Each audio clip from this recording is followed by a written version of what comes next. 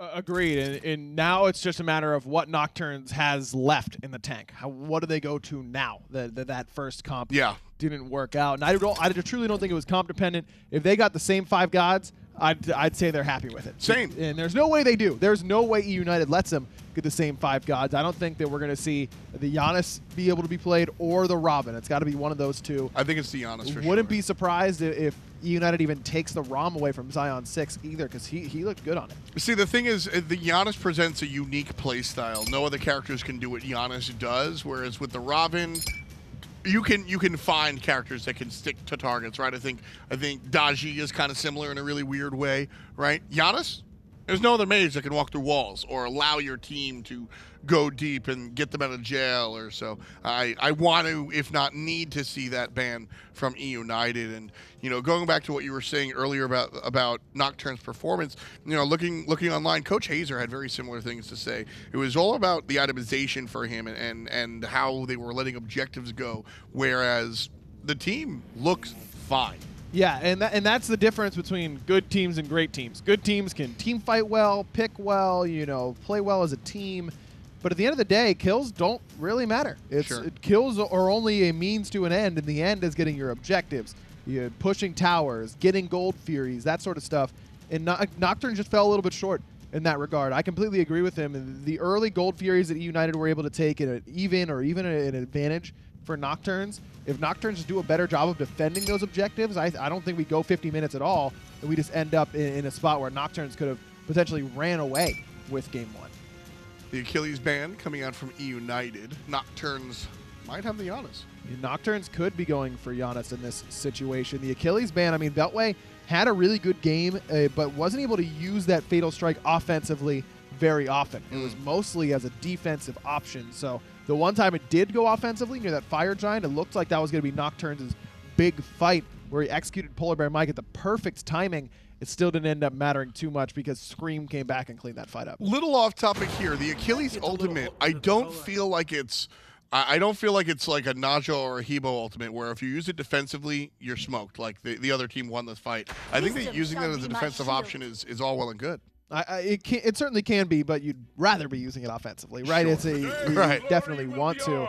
Shocked that Giannis gets to this point. Me too. All right, Nocturnes. Absolutely shocked. Nocturnes should be skipping their way to locking in Giannis right now. So I think the conversation for Nocturnes was between Chulainn, Giannis, and maybe the Athena. I don't think the Athena was there. I think it was Chulainn and Giannis. Giannis worked well for them. Chulainn always works well for Benji. So I think that was the conversation there behind the scenes for the black and orange. Well, Nocturnes prioritized getting the Achilles in the game 1. They wanted to. Wow, they don't go Giannis. Whoa. All right, hold on. Let me finish what I was saying.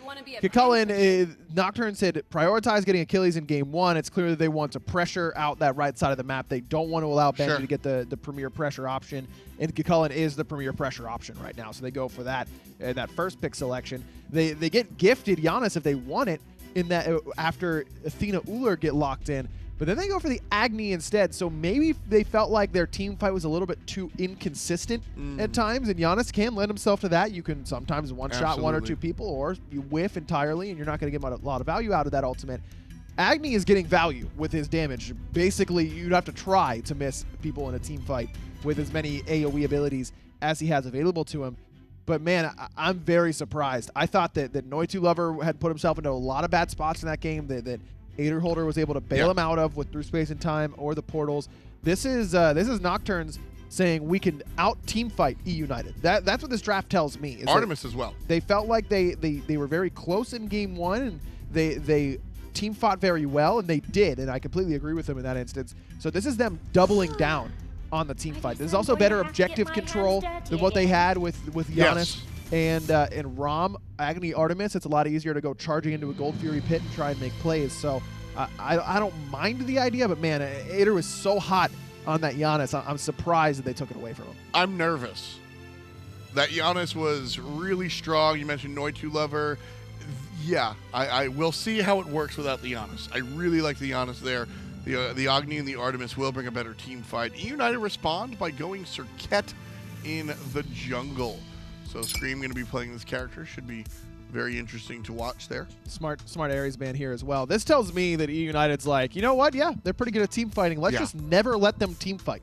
You know what's interesting? This is the pick that makes it like Athena ultimate on a Serqet ult. This is the cut and dry. We are going to get ahead early by invading. We're going to get numbers in our advantage. We're going to kill, we're going to let Scream 1v1 people in the jungle. eUnited doesn't want to get to 45 minutes again. That's what this pick tells me. Coach Cardiac on screen right there dictating a lot of the ups and downs for eUnited. I love the story of this guy specifically. This guy, when PolarBearMike was playing under Allegiance, right? You remember that weekend team? Cardiac came through as more of a representative from the organization. Right. And was thrust into the game. He had to play one of his first Smite games, unfortunately, on LAN. He played Neath because that was the tutorial character. Obviously got beat up. But then fell in love with the guys, fell in love with the game so much so that now different squad, different banner, different organization. And he's obviously learned a lot about the game and now coaching the World Championship eUnited. Really funny story about a guy that just kind of like fell into Smite. And I think that's all of our stories. Like, oops, I love this now. Yeah, exactly. He's really good at managing the team dynamic. He's very important in that regard. PBM swears by how important he is to that team. And the man's got a nasty Vulcan these days. Moved away from the Neath, but my man can carry with some Vulcan. We'll see about that one. We won't see two Guardians named Ares and Fafnir, nor will we see the Benjis of Sobek and Hercules. Earlier, we had two Nemesis bands. One of them was a Robin. eUnited here with the ball in their court. They're going to select their fourth choice overall. I want to see Venenu on a magical character. I'd like to see him on a mage. I kind of disagree with you here because Ullr, I just think, is such a better mid laner than Hunter that I want Venenu to stay on that Ullr. Give PandaCat something that he can stalemate or beat in lane with that Artemis, and Jing can kind of fit that bill. I trust that PandaCat knows what's going on against Artemis in lane because he plays a lot of Artemis himself. He is the Artemis. That what is difficult for him to handle, and Jing can just play keep away well enough and honestly match some of that crit potential in the late game. Chulainn, the new eUnited skin, I don't think we have it in game this time around. It comes out very soon though. Has a voice line about PandaCat's Artemis. Yeah, he's been playing Artemis forever. One of the characters' jokes with the eUnited skin is like, Artemis, have you seen it with Blink? Like that's the core identity. So taking that away from eUnited, a nice look there for Nocturns. It almost looks like they have the eUnited draft. Yeah, it really does. This could very easily be an eUnited draft, and that's to say it's a good draft thus far. Ooh, I want to see this. Oh, I want to see this because what stood out to me about Nocturns in game number 1 was they were winning team fights, sure, but they were winning 5 versus 4. They were getting a pick and then the team fight. Hebo is a scary pick if you're looking for the outright team fight, but I love him if you're looking for the pick then the fight. Yeah, but at the same time, Nocturns had it. Like, in my mind, Nocturns should have won that game. eUnited made good plays. I won't go as far as to say that Nocturns threw game 1, but they were in control. Yeah. If they would have built better, played around objectives better, they win that game. Nocturns, to me, they're changing their entire draft identity, and I don't think that was necessary. If they would have just ran back game 1, eUnited never would have let them overall, but if you would have stuck with the exact same team composition from game 1, I think Nocturns has a great chance to win this set, or win this game at least, in game 2. Now they're going to the Habwa. Is it because they couldn't get a tanky jungler? Because they banned the Robin out themselves, which I don't mind. No, I think it's because the Serqet pick as well. Not only is it great for eUnited, but it's one of Smittero's comfort picks. I think that was a really good takeaway from eUnited. I don't know. I just feel like Nocturnes was this close, and I don't like them switching up their entire draft identity because, oh, well, that didn't work. We got to try something new. It did work. You just messed up a little bit. I don't know. I'm not a fan. I had a problem with moving away from the Agni. I don't mind the Habwa so much. I am certainly looking for a game 3. Sounds like you're not too confident. No, I think that eUnited's going to wake up and smell the coffee and realize that it's time to get your 2-0. Well, we'll see what Cardi and the boys have to say if eUnited can win this one, or we will stretch to a game 3. But take us away. We've got 2 casters for 1 game. Thank you, Tom. Thank you, Aggro. It's Finch here. I've got Taco with me as well. And we want to know, who do you think is going to win this game? Go ahead and vote in chat. I know you all voted for the MVP last time, but the real hero, what was it, Minion 82 wasn't there, right? That's who the real MVP was. So we'll get it right for you this time, chat. We can't give him all the spotlight, though. A lot of good minions had to die in order for that to be possible. Yeah. So the sacrifice of many to secure the victory of one, and the one being eUnited in this circumstance. Also, another quick keynote here I want to point out. Shirt hoodies, they're nice. These are clean. I like this. I think that Clerky made the right call on that one. They're straight up wrong here, Tom and Aggro, right? I mean, like, they're not even close. Like, I don't know what they're talking about. They're nuts. But everything they said about the game, though, that was all pretty spot on. It is going to be Smiteterro on the Habois.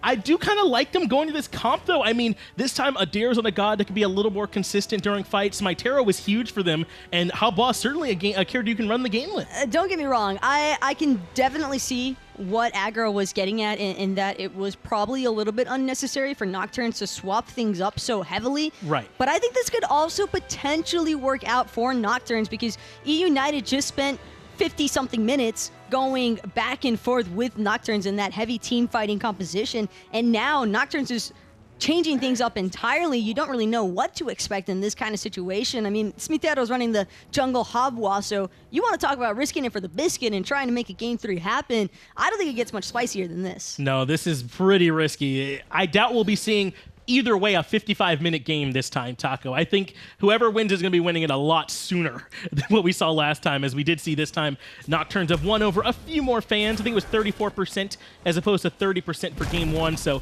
that impressive Game 1 showing, getting a few more people on the side of Nocturns, and they're trying to prove it here in Game 2. Already like that call, though, from Nocturns. Zion and Noito know that they're not going to have the pressure in lane. They're trying to secure their purple ball, but PolarBearMike and PandaCat making their presence known. In last game, we saw Nocturns being the ones invading and aggressing onto eUnited. This time around, entirely different story. Just look at Venenu and his positioning. He's on the red buff. The script has been flipped a little bit here as Venenu forced to come over and try and take away this red buff. Meanwhile, that means that Adair is going to be able to just kind of push up in mid. Scream and Smiteterro meet each other in the jungle as well and box it out. Venenu's actually going to come in on the backside. Has the axe available. Looks like he already used the bladed arrow, so instead he's going to get knocked up and forced to retreat. Half health now for the Ullr mid. Damage on both sides. And I also think that seeing an Ullr, at least for eUnited, you can almost always expect it to find its way into the mid lane. Ullr just benefits so much more having the solo farm and having the ability to like lane bully even, that there's not really a whole lot of reason to want to throw him into duo in comparison to his gameplay in the mid. So it is going to be the Ullr here in the mid lane. We'll see what Venenu can get up to. He's going to have a ton of control around him, though, to try and make life easier for him, Taco. Benji on the Athena. PolarBearMike is on the Sylvanus. Already they're going in aggressive. Getting the shield on the Zaionsix so he can turn right back around, but still level 1 in this duo lane. My main gripe with Nocturns this game is just how they choose to switch up their duo lane. Speaking of which, Scream looking for more onto Zaionsix. Still no sprint being popped yet. Instead, it's going to be for Scream, but Zion getting a little bit lucky there, just barely managing to make it out. Still not over yet. Geb Shield did make sure that he could stay alive, and Purification beads were still expended. Yeah, not much more you could ask Noitulover to do in a situation like that to keep his dual lane opponent alive. Geb shields, the shell was used as well, blocking shots, doing everything in his power to try and make sure Zaionsix is able to make it out of there. And they do survive that early gank, but the pressure will continue as PolarBearMike and PandaCat are there to strip away the purple buff yet again and continually keep this dual lane down. Axe lands, though, on a Smiteterro in the jungle. No more follow-up. Venenu, though, just kind of with the heat check. Always got to throw it out there whenever you can as a Ullr, but I want to go back to that dual lane, and Zaionsix still being level 1. That was just a very strong punish by eUnited, because not only did they manage to strip away the purple buff, but they also forced Zion to take a more passive route around back into the dual lane, meaning that he missed out on a couple of creeps, whereas Noito just went the same standard way as always because he's Geb and, well, probably has a little bit more survivability. And Zion was just zoned too far away from the wave, not really feeling very comfortable with stepping forward, and for good reason. Artemis against the Sylvanus, these pulls are practically free. And there's really no way for her to move out of them even when she does get pulled for the Artemis, so Zaionsix gonna have to be careful There will not be any farm for him, though, on that duo side of the map. I mean, eUnited, right down to the oracles, have stripped everything away. Purple, red, oracles, then their own buffs, all theirs, making life very, very difficult for the dual lane of Nocturns. And I didn't get to finish my original point, but Nocturns have seemingly gone for early game pressure all across the board until you look at this Geb pick. And I know that Geb is such a celebrated pick, especially at a competitive level. He is a very strong support to have, and I understand that they want that peel.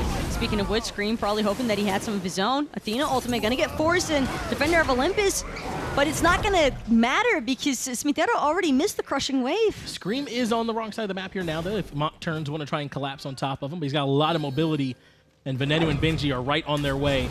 Damage does hit, so does the bomb from Adair. Knock up, comes out, forces the last breath to be put onto Beltway, who now could be in trouble as 2 more members are here for the collapse. Taunt comes out, Axe follows it up. That's all the damage they need. First blood to eUnited, and it goes to Benji on the solo Athena. Venenu is still looking for more, even jumping straight in, and these guys really don't want to let me finish. Every single time just getting cut off by the action, but you know what? Can't fault them for it. eUnited, I love that they're trying to make the advantages happen this early on, because they kind of matched what Nocturns are looking for, and SmiteVOD really cannot afford to miss another crushing wave. Last time on the Raven, still able to deal pretty efficient damage, but I feel like too much revolves around that Habwa ultimate connecting.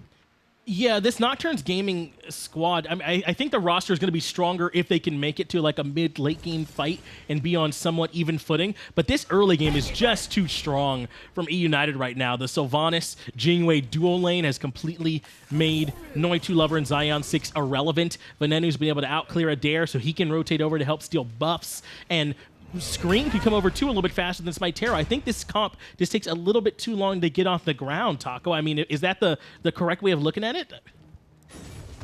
It can really go whichever direction you want it to. It all just depends on the start. And for Nocturns, that's not the ideal position that you want to be in. You don't want to have to play from the back foot. Speaking of which, Scream looking for a blink in here, possibly, and no, gonna pass it up instead, thinking better of it. Instead, Venenu gonna have to back off. Adair was a big hero for them last game on that Giannis Taco, and you heard them talking about a little bit on the desk that maybe the through space and time damage wasn't consistent for them. You can hit the unstable vortexes, but through space and time, it feels like maybe he wasn't getting as much in team fights. So this Agni certainly going to be able to damage more consistently, but so far, Nocturns just have not had that chance. You would think so, but Venenu's already 2 levels above his direct opposition, and in the previous match, we saw Adair actually with a lot of pressure, and this time around, it's a complete 180. Speaking this of like which, death. Scream has been spotted out because of that ward vision, so he's just going to continue to wrap around, more interested in the buff over anything else, and for good reason. That farm going to be way more important as this game develops. Still, well, just now level 5 now for Zaionsix, so has the ultimate available, some escape potential. SmiteVOD's here, so is Adair, if they want to try and defend Scream, who's looking to continue their invade path. Now Venenu makes the rotation in. They really do want to try and continually take this red buff away, either that or at least force a fight out of Nocturns. Already, though, Adair has gone back to mid. He's not in prime position to try and defend this. They drop the ultimate on Venenu, but it's not going to be enough. Red buff secured, and eUnited are on their way right on out of there. But that's pretty much the end of it. You land a couple of bombs against Venenu, he jumps right back into the safety of his team, and that's the main difference already being established between these two teams. And I think that it's really important eUnited keep this pressure up on these dual lane buffs, because it's going to mean that eUnited can probably pressure the Gold Fury early on as well, and Nocturns won't be able to safely rely on that part of the jungle being territory that they can walk around freely. And this is how you take pressure in one lane and have it affect the rest of the map. Because there's no way for Noitu and Zaionsix to ever rotate over to red buff as a duo, Venenu's been able to routinely been there to steal the red buff, and now he has a lead over Adair in the mid lane. It's not so much that Adair's been getting outplayed or outfarmed, but it's that when there's so little pressure in one place, it starts to bleed over and affect other lanes too. And Zion is definitely feeling the repercussions of being such an immobile hunter. Artemis has seen a lot of success as of late. She's really started to climb up there in competitive play, and that crit passive is super beneficial. Having that suppress the insolent for the extended range clear, also very celebrated abilities for Artemis. But PandaCat on the Jing, it's kind of like Artemis 2.0 in a sense. And considering that PandaCat has the lead already, that's going to put Zion in a really tough position. Again, eUnited positioning aggressively around the jungle of Nocturns Gaming. Taking a look towards these builds here, already we can see, and I think we saw our observer highlighting this earlier, already going into some magical defense options. And I like this idea with the Enchanted Buckler. He could be going into the Runic or into the Ankylo to try and slow down what SmiteVOD and Adair want to do in the mid lane. A great early choice here from Scream. This has already started to feel very different, though, compared to Game 1. Scream going to get that ultimate out of Benji, Defender of Olympus, bringing him straight into the fight, but all they really wanted was to force Nocturnes back. They could probably still look for a Gold Fury pull here. Beltway did rotate over, but he's already de-transformed on that Chulainn, not able to bring that transform stage into the team fight. That's been the case just about every red buff so far, Taco.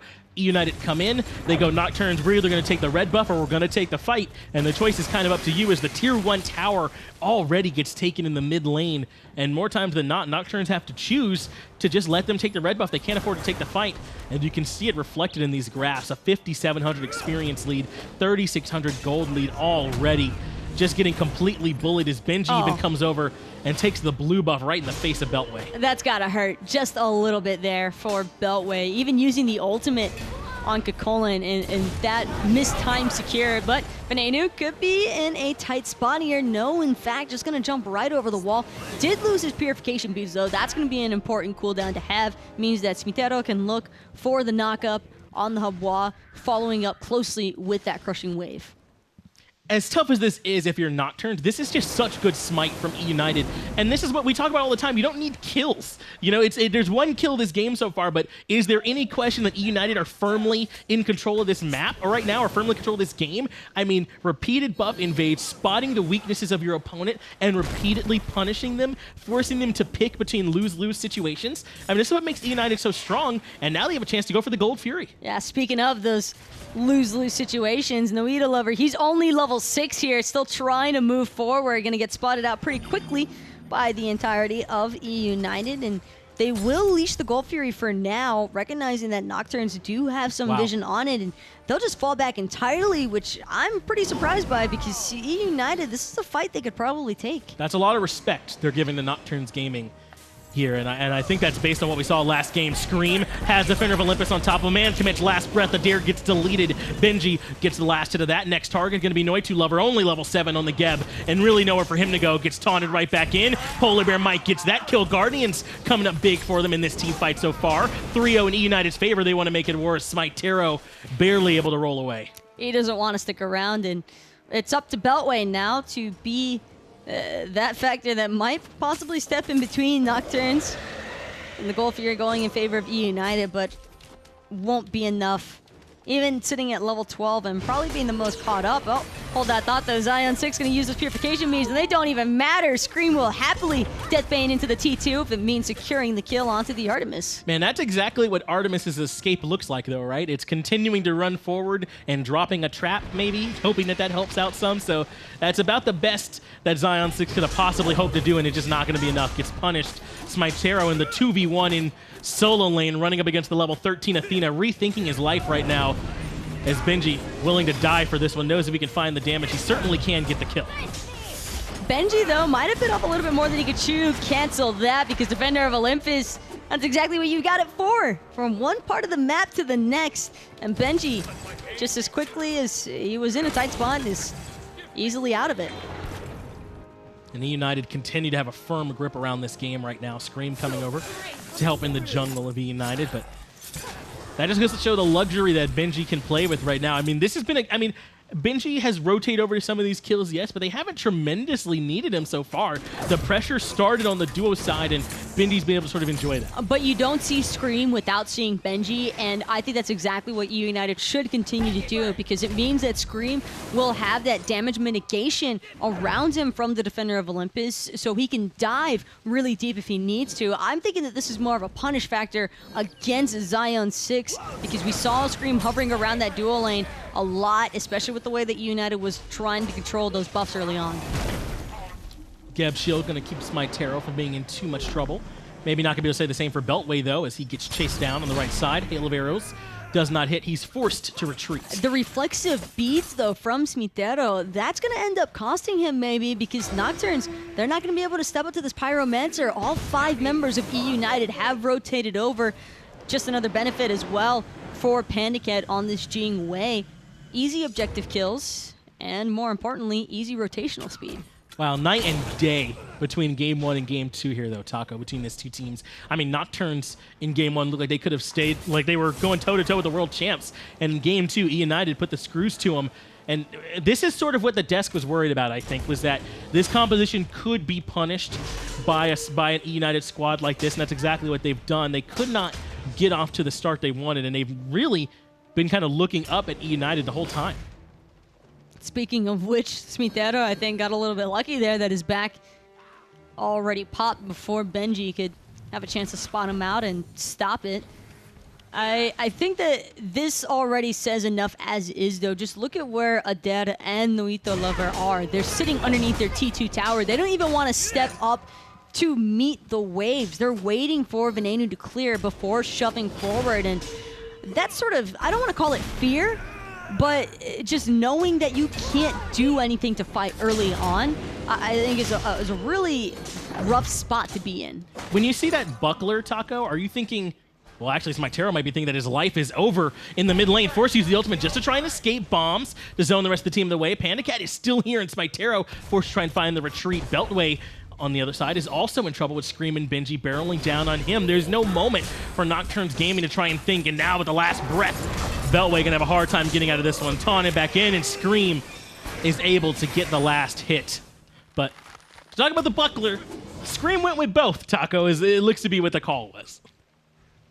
On Chulainn and the Runic Shield. Well, Serqet is one of those gods where you can afford to build her with a little bit more protections and still get a decent amount of damage because of the way the last breath works, dealing the true damage that's unavoidable. I also like this pickup because you are against the jungle Habois. Speaking of which, 16 minutes, no problem. We'll take the Fire Giant for free because there's not a single person from Nocturns that even, they probably A, don't know that it's happening until that sound cue then and there, and B, couldn't contest it even if they wanted to. No, there's no way that Nocturns could have come up and could have tried to take that Fire Giant away, and eUnited recognized it, especially with Zaionsix and Noitulover showing themselves on the map. So that Fire Giant's free for them, and they can continue to go on this push path. I mean, this extra magical damage really has been punished. The Shoguns came out early from PolarBearMike as well.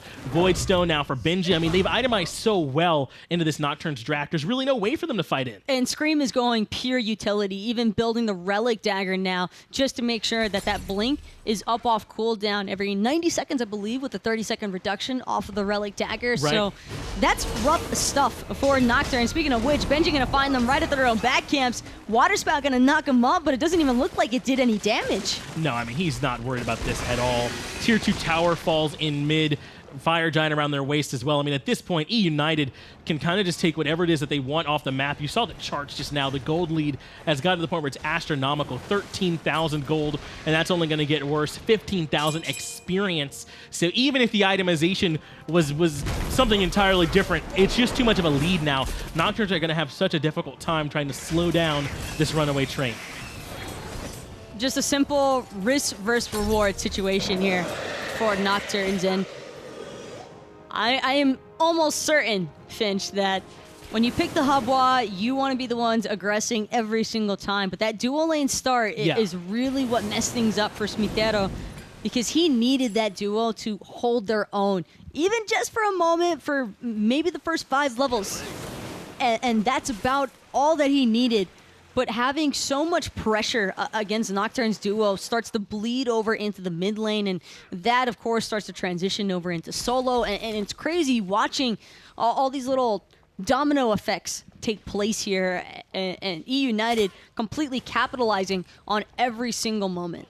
Red buff being stolen, as it has been for 18 minutes, it feels like now. Going the way of eUnited, dashing in aggressively. Can't find the blink pull, PolarBearMike, so instead having to back up. Looks like Benji going to be joining up with the rest of the squad now as well with the Defender of Olympus. All the Tier 2 towers are down, so they can push wherever they'd like to, still with another minute and 30 seconds on that Fire Giant as well. But at the end of this game, I don't think Nocturnes can blame this Habois pick for their woes. eUnited have just punished the dual lane early, and they've never had a chance since. I still respect the decision, though, from Nocturns. Sure. I think they were really just trying to catch eUnited off guard, but eUnited, I think we're just all too prepared for knowing how to adjust. Noitulover is just going to be gone. Venenu gets credit for that one, and it's not over just yet either. PandaCat takes down Zaionsix. Now knocked up is going to be Adair. He'll be the next one to suffer here in this war. Venenu finds Mytero. It's a double kill for the mid laner for eUnited. Looking for Beltway in the fountain while the rest of the team takes the Phoenix. Be careful, though. Titan still swings at 19 minutes in the game, which is where eUnited are as they threaten to take the game away from Nocturnes. Beltway gets pulled back in. He's going to fall as well. Deicide, eUnited may have had a close one in game 1, but game 2 not even going to be that same story. 19 minutes, and they're able to take down Nocturnes.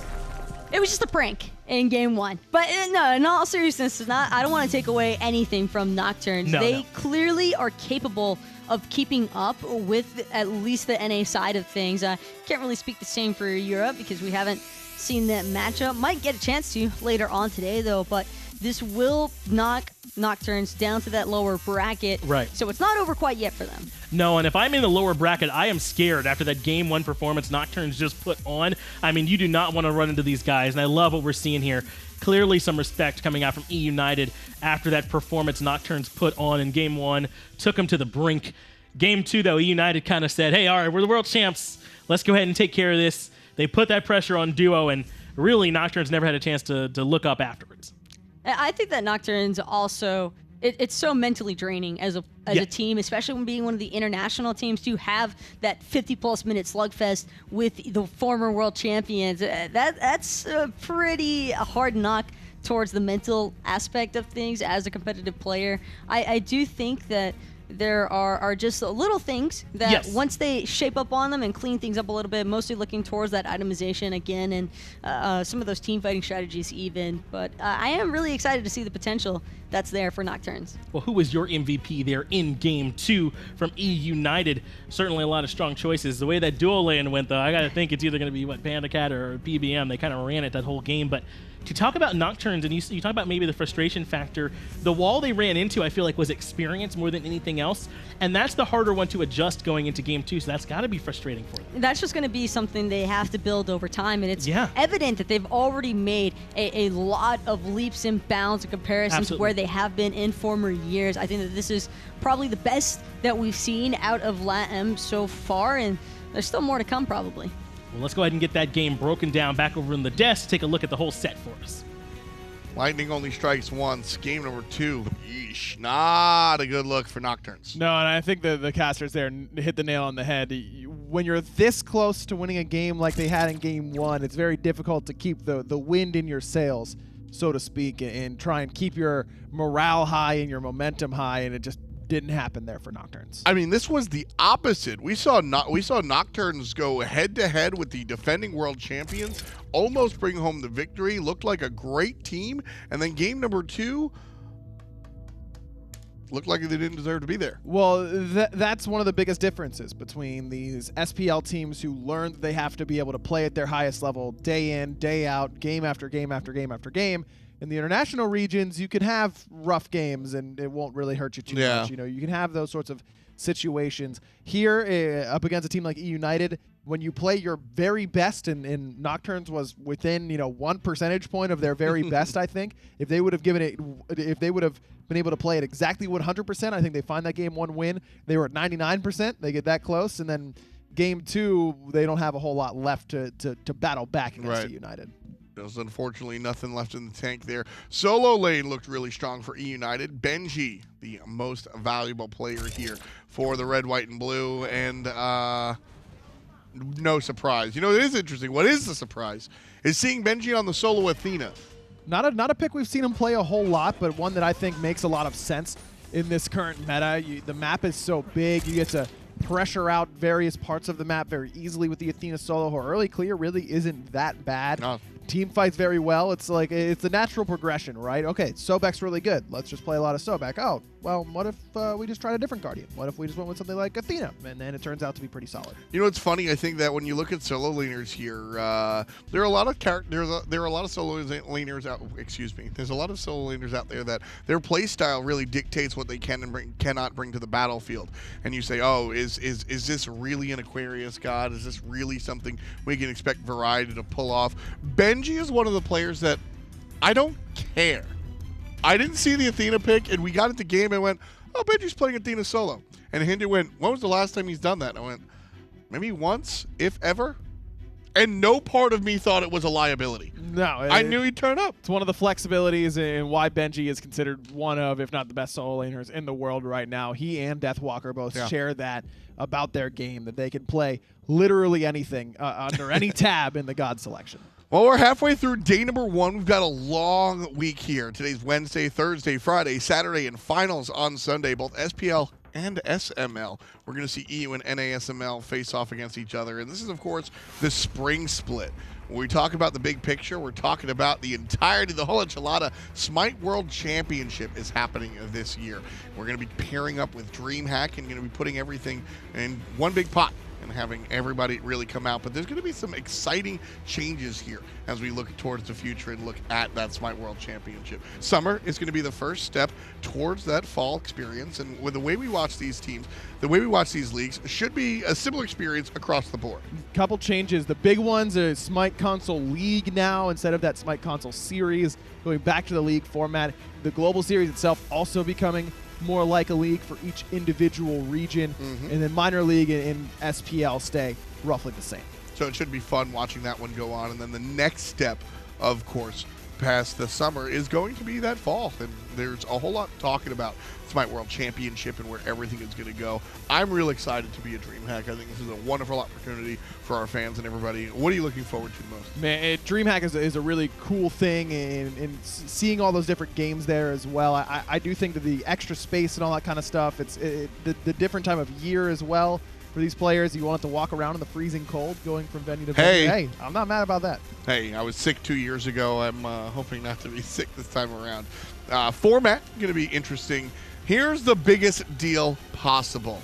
Everybody is coming to the Smite World Championship. We're going to have a ton of teams, everybody going head-to-head. This is one of the biggest events that we've ever really seen. Insanity how many teams are going to be a part of this whole this world shindig, if you will. Now, not everyone's going to be going to DreamHack in particular. We're going to have a couple different phases before that, but every single SPL team is going to be coming here in order to try and qualify to get to DreamHack, which is going to be an absolute blast. And just having the international squads as well as the North American and European teams, just exciting to really see that level of competition. We're seeing it here in the springtime. No idea what summer will hold, but I imagine we're going to see some international stuff as well. And then come fall, everybody else will be just lining up, ready to go. So really exciting. I mean, look at what we're getting out of Nocturns already. Imagine an entire year of practice underneath their belts. Not only that, but I mean, think about the SPL teams who didn't get even a chance to come here to Smite Masters. And we're talking the CLGs, the Energies of the world, who, and even the Obeys, who have a bad online split, but you never know what they're going to bring to you at LAN, that kind of stuff. They're going to get a chance to show their stuff at an opportunity to make it still to DreamHack. So this is what we're talking about. So we've got the 5th through the 10th, 5 days where we have everybody show up. 14 teams, double elimination that way. And the big thing is that the 14 teams are coming, but the top 4 overall from the SPL, top 2 per region, I should say, are guaranteed into that championship round. So if it's the exact same as this split, your eUnited, SSG, Rival, and Dignitas, they would be into the championship round. They won't even be having to play in that November 5th through the 10th placement round. And that, of course, is the big enchilada at DreamHack. This is what the bracket's going to look like as well, seeing all these teams go head-to-head. Possibly over 100 matches. Should be really fun to watch. And overall, that's what we're talking about. The buys you just mentioned, those are the teams that are 1 and 2 in both NA and EU. And then we're inviting the SML teams as well. You see SML 1 playing SPL 8 there in match number 3. This is for that placement round. So remember, your top 2 from each region, they're going on to the championship right away. This is for the next 4 teams that will be going to DreamHack for the Smite World Championship Finals and that championship round. So this is going to be where the teams, there's no guarantees for how many from each region or anything like that, you know, what global teams are going to be there. You're going to have to earn your spot without a doubt. But at the same time, you will be able to earn your spot. You know, there's a positive and a negative. There's a number of teams that just wouldn't even have the possibility. I look at teams like LG that maybe aren't able to go ahead and do the dirty during the regular season, but then come time to LAN, forget about everything and just pull out the business. And it's double elimination as well during this placement round, so you've got plenty of opportunities in order to make it happen. It's your top 4 from this placement round are going to be going to the championship round. This is what you're seeing right now, that bracket. That's what's going to be a DreamHack. And this is not double. This is single elimination. You win or you go home. SPL 1, 4, 2, 3. You can see they get auto-placed in there, and then whoever winds up after 5 days of competition on top, or at least the top 4, will go head-to-head with those players. Should be exciting, because I think this is an opportunity to really look at some of the better teams and find the true champion. This is going to get your best 8 teams possible to the Smite World Championships. I think that's the big thing to take home, is that we're doing what we can to make sure that all 8 teams that are going to that Smite World Championship at DreamHack are going to have earned their spot there. Another big thing about the Smite World Championship is the Divine Uprising. The Divine Chest is going to be a big part of what the Smite World Championship is going to be doing. And I'm going to say it, folks. We've got a word here. Crowdfunding. Heyo. And it's going to be coming into play. This year's Smite World Championship, which ends at HRX DreamHack Atlanta, is set to be the biggest and best yet. We're pumped to get the community in on the action with a crowdfunding initiative for the most anticipated tournament of the year. Excited to announce that we're going to be contributing 33 cents per Pantheon chest roll purchased during the Smite World Championship, during the Divine Uprising event, to the overall prize pool of the Smite World Championship later this year. The prizing is going to be split between PC and the console championships, about 66% to PC and 33% to the consoles. The Divine Uprising event begins with a Smite 5.8 and will run for 9 entire updates. So you got plenty of times to pick up some awesome content and support Smite Esports at the same time.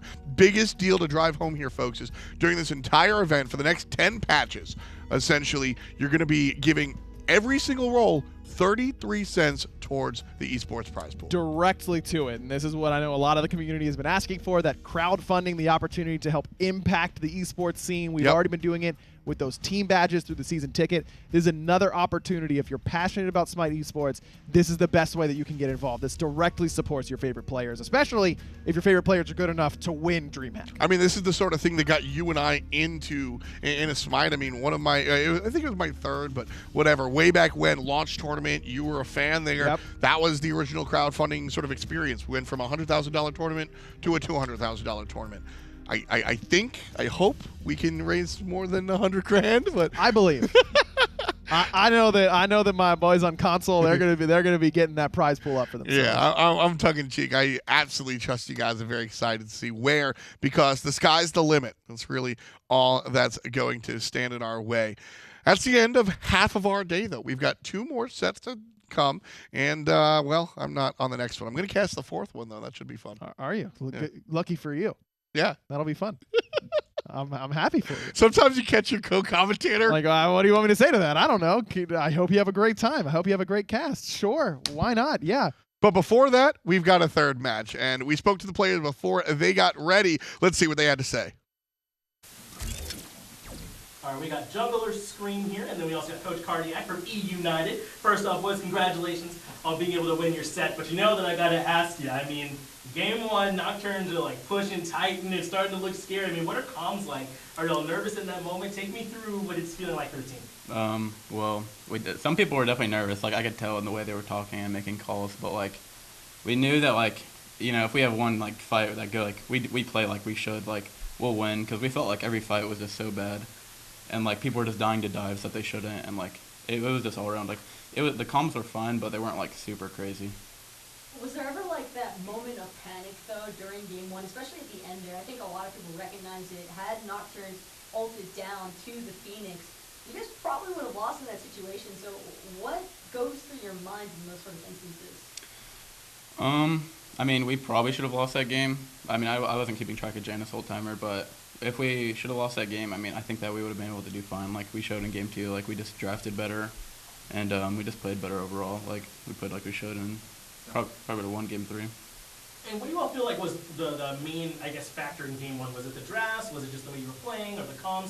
Like, I mean, Cardiac, you can take this one. What do you feel like was the main thing in game 1? I think they had a really strong draft with pressure, and they executed it very well. As they got, they didn't get first blood, but they got a kill in mid, and then the Janus got a really big lead, and so they executed that well. And I think they kind of just used that to their advantage. But we got some objectives and kind of stalemated the game, and it eventually went in our favor.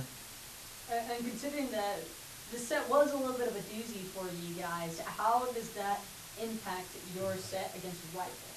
I think it's a positive, honestly. Like, we got the game, the shakiness out of the way, and we go into Rival. We're really going to be more, well adept to playing and everything. And I think it's actually a positive that we kind of looked not our best during that first game.